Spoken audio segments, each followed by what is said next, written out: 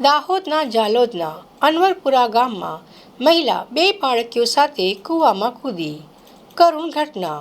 આ કાળજું કંપાવી દેનારી ઘટના જાલોદના અનવરપુરા ગામની છે। ગામમાં રહેતા 23 વર્ષીય સુનીતાબેન પપ્પુભાઈ કલારાએ કોઈ અગમ્ય કારણોસર પોતાની 2 માસૂમ દીકરીઓ સાથે કૂવામાં ઝંપલાવ્યું હતું।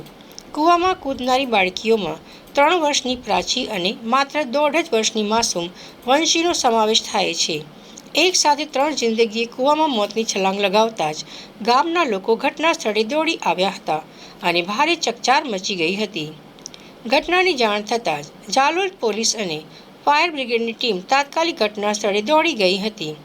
ફાયર બ્રિગેડની ટીમે કૂવામાં ઉતરીને ભારે જહેમત બાદ માતા સુનીતાબેન અને એક બાળકીનો મૃતદેહ બહાર કાઢ્યો છે, જ્યારે અન્ય એક માસૂમ બાળકી કૂવાના ઊંડા પાણીમાં ગરકાવ થઈ ગઈ હોવાથી ફાયર ફાઇટરો દ્વારા તેની શોધખોળ માટે રેસ્ક્યુ ઓપરેશન હજુ પણ યુદ્ધના ધોરણે ચલાવવામાં આવી રહ્યું છે।